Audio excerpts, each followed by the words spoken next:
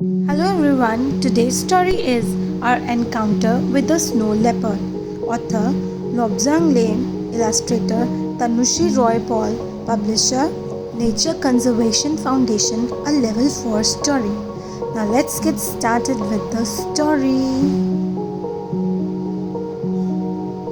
I grew up in Kumdok, a small village of 17 homes in the interior of Ladakh, a place of mountains and blue skies.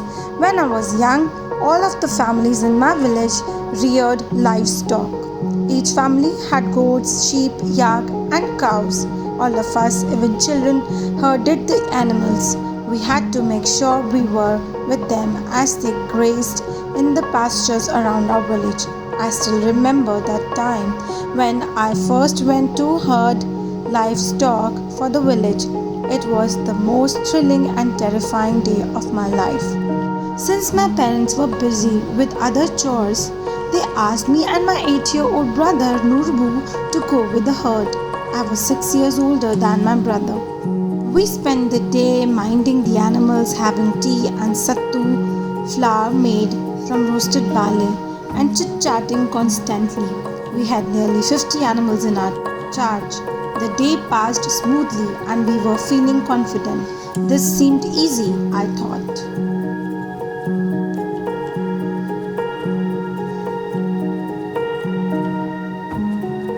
Just as we were climbing down the mountain with a herd of animals, Nurbu let out a shriek and pointed towards a huge, furry, grey animal that had caught a goat by her neck.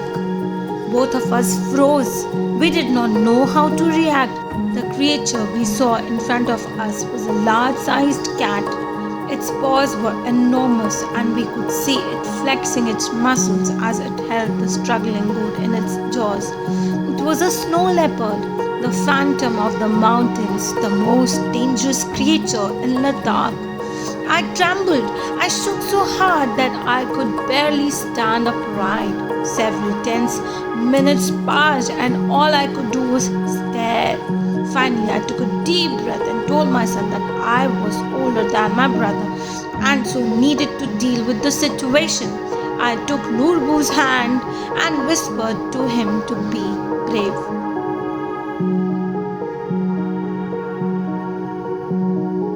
Both of us inched towards the snow leopard. Our parents had taught us what to do in case we face a wild animal.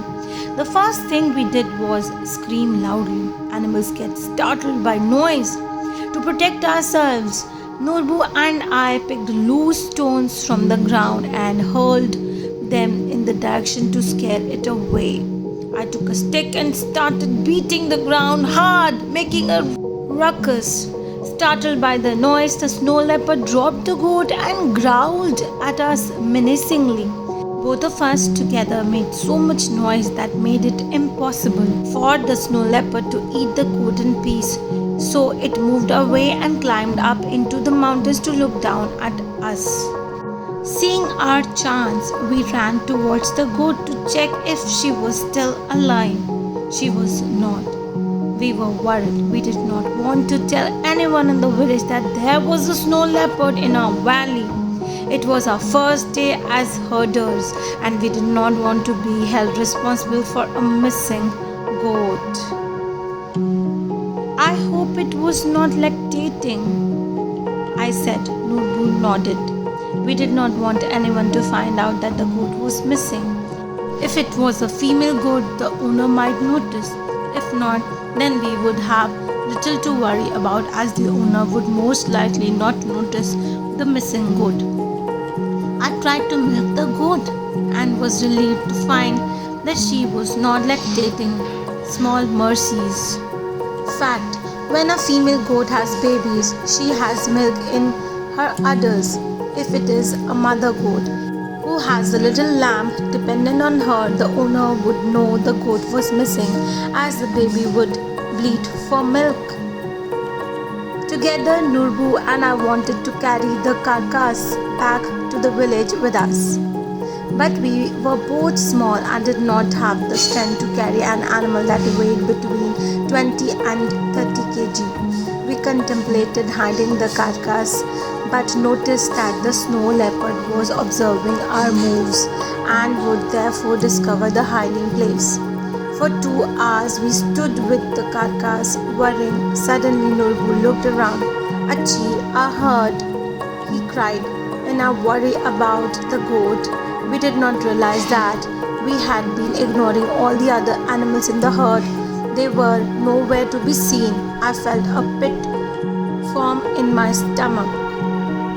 I looked at my brother and told him not to tell our parents or the villagers what had happened. We were both afraid that we would be punished, as it was in front of us that the snow leopard had killed one of our village goats. We thus decided to keep it a secret. We placed the carcass exactly where it had been killed and quickly climbed down the mountains to track the rest of the herd. We found them huddled together about 3 kilometers downhill. They were not able to move because they were too afraid of the snow leopard. We eventually coaxed them into action by hurling some sand in their direction and making loud noises with our sticks. On our way home, we met a few villagers who had been looking for us. They had come to help with herding. They asked us if we had encountered a wolf or snow leopard that day.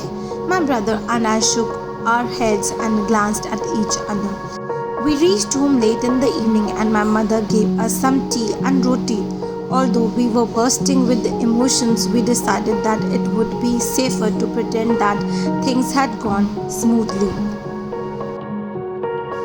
While we were having tea, Mother said that she had been thinking about us all day. She had been worried.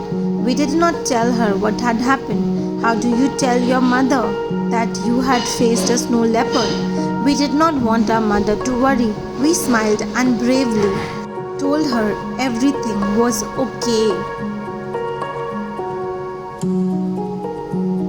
Somewhere we knew what we were doing was wrong. Traditionally, each herder is supposed to alert other herders if there is a carnivore in the valley threatening the herd.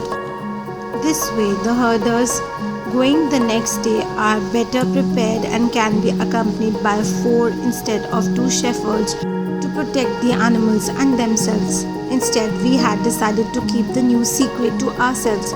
We were ridden with guilt. Next day, I noticed that since we had not alerted the villagers about the snow leopard, only one male shepherd went into the pasture. We worried ourselves sick about what would happen. Would our friend be in danger by deciding not to tell anyone? Had we put his or the goats' lives in danger? For a whole day we waited, standing at the entrance of the village, our eyes glued to the mountains. By the evening our friend returned. Thankfully no animal was harmed. After about 2 months, I gathered the courage to confess to my mother about what had happened and how we had faced the snow leopard. We tried our best to save the goat, I cried. She was shocked and in tears. She could not believe that we had been brave enough to shoo the leopard away with merely a stick and a few stones. She hugged us both and told us to be more careful the next time.